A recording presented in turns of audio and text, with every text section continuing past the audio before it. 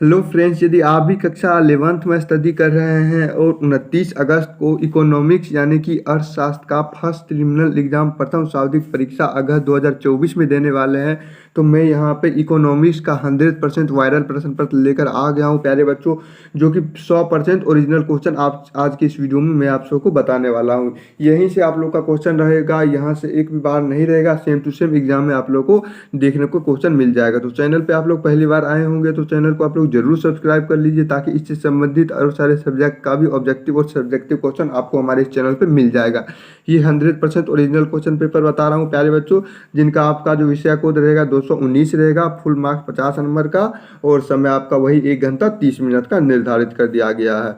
ठीक है प्यारे बच्चों, आप लोग को जैसा कि जानते होंगे कि 30 में से 25 प्रश्नों का ही उत्तर देना है। तो यहाँ पे आप लोग का पहला क्वेश्चन रहेगा प्यारे बच्चों, किसने कहा अर्थशास्त्र धन का विज्ञान है? तो यहाँ पे इसका right answer option number C हो जाएगा, एडम स्मिथ ने कहा।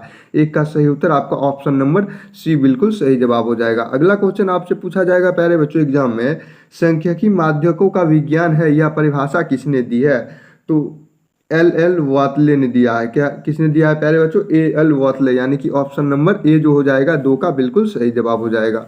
अगला क्वेश्चन देखिएगा प्यारे बच्चों, आप लोग से एग्जाम में क्या पूछा जाएगा, अर्थशास्त्र की दुर्बलता संबंधित परिभाषा का प्रतिपादन किसने किया है? तो यहाँ पे ऑप्शन नंबर बी जो हो जाएगा रॉबिन, यही इसका सही जवाब हो जाएगा। ठीक है, ऑप्शन नंबर बी इसका बिल्कुल सही जवाब हो जाएगा। प्यारे बच्चों क्वेश्चन नंबर 4 आपसे पूछा जाएगा, सांख्यिकी का पिता किसे कहते हैं? तो आप लोग याद रखिएगा कि सांख्यिकी का पिता गाथफाइस अकेनवाल को कहते हैं, यानी कि ऑप्शन नंबर बी जो दिया गया है 4 का बिल्कुल सही जवाब हो जाएगा। ये जो क्वेश्चन मैं आप सबको बता रहा हूँ 100% ओरिजिनल क्वेश्चन पेपर बता रहा हूँ प्यारे बच्चों, एग्जाम में आप लोग को यहीं से क्वेश्चन आने वाले हैं, तो आप लोग इसे अच्छी तरह से नोट कर लीजिए। ठीक है ना। देखिए नेक्स्ट क्वेश्चन है आपसे पूछा जाएगा प्यारे बच्चों, सांख्यिकी शब्द का प्रयोग किया जाता है? तो आप लोग याद रखिएगा कि सांख्यिकी शब्द का प्रयोग एक वचन में और बहुवचन दोनों में किया जाता है। तो 5 का जो राइट आंसर हो जाएगा आपका ऑप्शन नंबर बी बिल्कुल सही जवाब हो जाएगा। क्वेश्चन नंबर 6 है आपसे पूछा जाएगा, सांख्यिकी का प्रयोग किया जाता है? तो सांख्यिकी का प्रयोग आपका इनमें से सभी में किया जाता है। देखिए ये जो तीनों ऑप्शन दिया गया है, सभी ऑप्शन नंबर डी जो दिया गया है 6 का बिल्कुल सही जवाब हो जाएगा। प्यारे बच्चों अगला क्वेश्चन आपसे पूछा जाएगा, द्वितीयक समंक होते हैं? तो यहाँ पे द्वितीयक समंक आपका प्रकाशित आंकड़ा और अनुसंधान कर द्वारा एकत्रित आंकड़ा, यही आपका ऑप्शन नंबर सी जो हो जाएगा 7 का बिल्कुल करेक्ट जवाब हो जाएगा। अगला क्वेश्चन देखिएगा आपसे क्या पूछा जाएगा, निम्नांकित का निर्दर्शन विधि के लाभ है? तो आज का जो राइट आंसर हो जाएगा आपका इनमें से सभी हो जाएगा। ठीक है, आज का सही उत्तर क्या हो जाएगा प्यारे बच्चों? ऑप्शन नंबर डी जो हो जाएगा बिल्कुल सही जवाब हो जाएगा। क्वेश्चन नंबर 9 आपसे पूछा जाएगा, निम्न में एक प्रत्यक्ष व्यक्ति अनुसंधान के एक लाभ है? तो 9 का जो right answer option number D शुद्धता हो जाएगा। ठीक है प्यारे बच्चों, आप लोग चैनल पे नए होंगे तो आप लोग चैनल को जल्दी से जल्दी सब्सक्राइब कर लीजिए इसके अगले क्लास के लिए। नेक्स्ट क्वेश्चन आपसे पूछा जाएगा, भारत में प्रत्येक वर्ष में जनगणना की जाती है? तो ध्यान रखिएगा कि भारत में प्रत्येक वर्ष में जनगणना आपका 10 वर्षों में किया जाता है। ठीक है, ऑप्शन नंबर बी जो हो जाएगा 10 का बिल्कुल सही जवाब हो जाएगा। अगला क्वेश्चन है, वह व्यक्ति जो आंकड़ा संग्रह करता है उसे हम लोग क्या कहते हैं? तो आंकड़ा संग्रह करने वाले व्यक्ति को गणनाकार कहते हैं, यानी कि ऑप्शन नंबर बी जो दिया गया है 11 का बिल्कुल सही जवाब हो जाएगा। अगला क्वेश्चन है क्वेश्चन नंबर 12 है, किसी अनुसंधान के लिए मूल रूप से संकलित समांकों को कहते हैं? तो 12 का जो सही जवाब ऑप्शन नंबर ए प्राथमिक हो जाएगा। क्या हो जाएगा प्यारे बच्चों? प्राथमिक हो जाएगा। प्यारे बच्चों आप लोग घबराइएगा बिल्कुल भी मत, एग्जाम में आप लोग को यहीं से क्वेश्चन आने वाला है, तो आप लोग इसे अच्छी तरह से रिवाइज कर लीजिएगा। ठीक है ना। नेक्स्ट क्वेश्चन है, समग्र के एक छोटे से भाग को क्या कहते हैं? तो समग्र के एक छोटे से भाग को निर्दश या प्रतिदर्श कहते हैं, यानी कि ऑप्शन नंबर बी जो दिया गया है 13 का बिल्कुल करेक्ट जवाब हो जाएगा। अगला क्वेश्चन आपसे पूछा गया है, नम्र में से कौन सा चरखंडित है? तो यहाँ पे चरखंडित यहाँ पे छात्रों की संख्या हो जाएगा, यानी कि ऑप्शन नंबर सी जो दिया गया है 14 का बिल्कुल सही जवाब हो जाएगा। प्यारे बच्चों अगला क्वेश्चन है आपके पास, क्वेश्चन पे आप लोग ध्यान दीजिएगा, तथ्यों को उनकी समानता एवं विशेषताओं के आधार पर क्रमबद्ध करने की क्रिया को क्या कहते हैं? तो क्रमबद्ध करने की क्रिया को वर्गीकरण कहते हैं, यानी कि 15 का जो सही जवाब आपका ऑप्शन नंबर सी बिल्कुल हो जाएगा। नेक्स्ट क्वेश्चन है क्वेश्चन नंबर 16 पे आप लोग ध्यान दीजिएगा।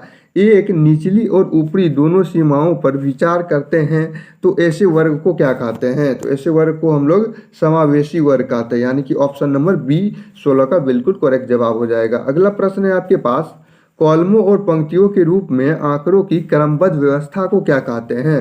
तो यहाँ पे 17 का सारणीय ऑप्शन नंबर ए जो दिया गया है सही जवाब हो जाएगा, ठीक है ना। नेक्स्ट क्वेश्चन है क्वेश्चन नंबर 18 आपसे पूछा जाएगा प्यारे बच्चों, इनमें से कौन सारणी बनावट के आधार पर है? तो यहाँ पे बनावट के आधार पे जटिल सारणी है। कौन सी सारणी है प्यारे बच्चों? तो जटिल सारणी, यानी कि ऑप्शन नंबर ए जो दिया गया है 18 का बिल्कुल करेक्ट जवाब हो जाएगा। प्यारे बच्चों अगला क्वेश्चन देखिएगा, आपसे क्या पूछा जाएगा। क्वेश्चन है 19, ग्राफ द्वारा किसकी गणना नहीं की जाती है? तो यहाँ पे ग्राफ द्वारा आपका माध्य की गणना नहीं की जाती है। तो 19 का जो करेक्ट उत्तर हो जाएगा ऑप्शन नंबर ए हो जाएगा। प्यारे बच्चों क्वेश्चन नंबर 20 है आपके पास, ध्यान दीजिएगा। वाई अक्ष का दूसरा नाम क्या है? तो वाई अक्ष का दूसरा नाम क्या हो जाएगा? मुजाक्स, यानी कि ऑप्शन नंबर 20 का 20 सही जवाब हो जाएगा। अगला क्वेश्चन है क्वेश्चन नंबर 21 है, माध्यिका की गणना का आधार क्या है? तो माध्यिका की गणना का आधार आपका यहाँ पे ओजाइव वक्र हो जाएगा, यानी कि ऑप्शन नंबर सी जो दिया गया है 21 का सही जवाब हो जाएगा। अगला क्वेश्चन है, बहुलक को गणना का आधार है?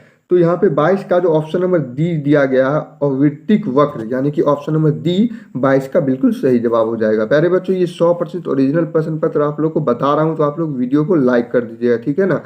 नेक्स्ट क्वेश्चन है क्वेश्चन नंबर 23 है, केंद्रीय विकृति के अंतर्गत कौन से माप आते हैं? तो यहाँ पे ऑप्शन नंबर डी जो दिया गया है बिल्कुल सही जवाब हो जाएगा, यानी कि माध्यिका, बहुलक, समांतर माध्य, ऑप्शन नंबर डी ये तीनों सही हो जाएगा, ठीक है ना।